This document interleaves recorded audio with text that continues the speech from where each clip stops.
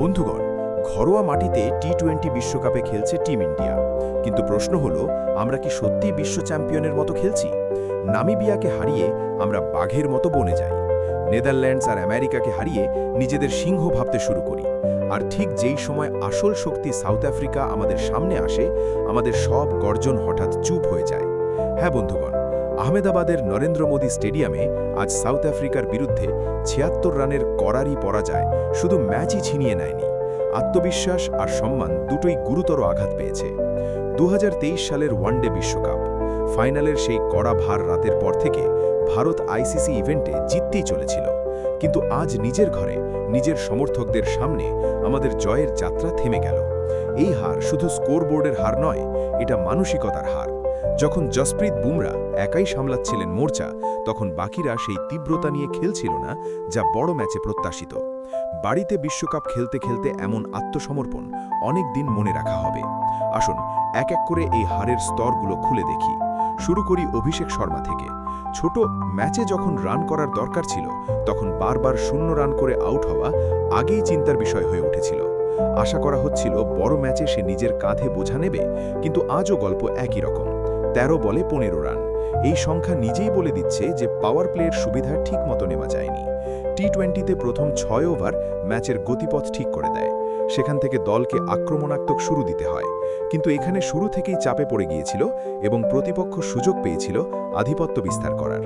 বিশ্বকাপের মতো বড় মঞ্চে ধারাবাহিক ব্যর্থতা দলের কৌশলকে প্রভাবিত করে, এবং সেটাই এখন ঘটছে। সবচেয়ে বড় চিন্তা হলো, মিডল অর্ডারের সুযোগ পেলেও কোনো জবাব আসেনি। এখন তিলক বর্মার কথা বলি।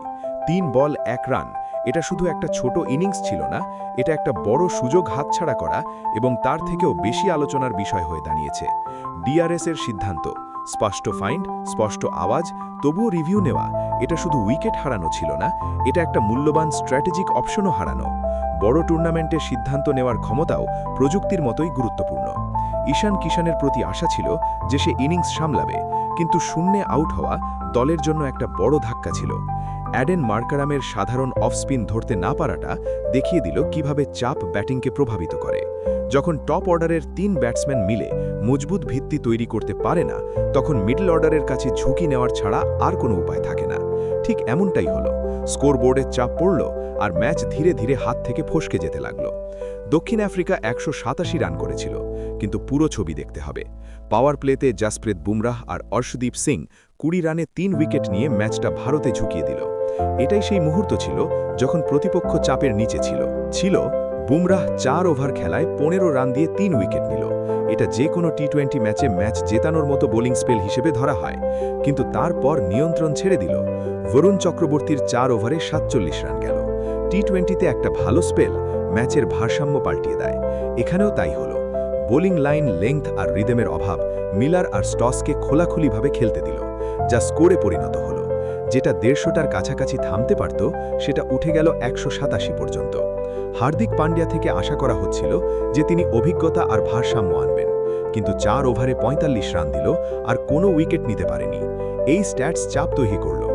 বাড়বে বুমরাহের ইকোনমি ৩.৮ আর হার্দিকের ১১.৩। এই ফারাকটাই বোঝায় ম্যাচে কারা কথা বলছে আর কারা ভুল করছে। ভাগ্যের দিক থেকে হাত ছুটে গেছে। বোলিংয়ের ধারাবাহিকতার অভাব প্রতিপক্ষকে পুরোপুরি ফিরতি সুযোগ দিয়েছে। লক্ষ্য ছিল ১৮৮ রান। কমেন্টেটররাও বলেছে পিচ অসম্ভব কিছু নয়, কিন্তু লক্ষ্য তাড়া করতে গিয়ে শুরু থেকেই আত্মবিশ্বাসের অভাব দেখা গেছে। উইকেট পড়তে লাগলো, রান থমকে গেল আর চাপ বাড়তে থাকলো। শেষ পর্যন্ত দল ১১১ রানে অল আউট হয়ে গেল। এটা শুধু হার নয়, বড় ব্যবধানে হার। ৭৬ রানের ফারাক টি-20তে অনেক বড় ধরা হয়। এর সরাসরি প্রভাব নেট রান রেটে পড়েছে, যা সুপার ৮ টুর্নামেন্টের দৌড়ে চূড়ান্ত হতে পারে। এখন পরিস্থিতি স্পষ্ট। সুপার ৮ লড়াইয়ে ভারতের পিঠ দেওয়ালের সঙ্গে লাগিয়ে গেছে। একবার হার মানে পুরো ছবি বদলে যেতে পারে। এখন প্রতিটি ম্যাচ হবে গড় বা মর পরিস্থিতি। এই ম্যাচ দেখিয়েছে ছোট ম্যাচ জিতে আত্মতুষ্টি কতটা বিপজ্জনক হতে পারে। বড় দলগুলোর বিরুদ্ধে সেই একই জোর, একই নিয়মিততা আর একই কৌশল দরকার, যেটা চ্যাম্পিয়ন দলগুলোতে থাকে। প্রশ্ন হলো, হার কেন হলো না? প্রশ্ন হলো, কি এখান থেকে শিক্ষা নেওয়া হবে? ব্যাটিংয়ে ধীরতা আর আক্রমণের মধ্যে সঠিক সামঞ্জস্য বোঝা হবে কি? বোলিং ইউনিট বুমরাহের উপর নির্ভরতা কমাবে? টিম চাপের মধ্যে ভালো সিদ্ধান্ত নেবে? বন্ধুরা, এই হারটা বেশ কষ্টদায়ক, কিন্তু এরকম মুহূর্তই টিমকে শক্তিশালী করে। তোমাদের মতামত কি? এই হারের সবচেয়ে বড় কারণ কি? ব্যাটিং, বোলিং নাকি স্ট্র্যাটেজি? তোমাদের কঠোর মতামত কমেন্টে জানাতে ভুলবে না। ভিডিওটা ভালো লাগলে লাইক দেবে আর সত্যিকারের আলোচনাকে এগিয়ে নিতে শেয়ার করো। ক্রিকেটের সব বড় আর নতুন খবরের জন্য চ্যানেলটা অবশ্যই সাবস্ক্রাইব করতে ভুলবে না।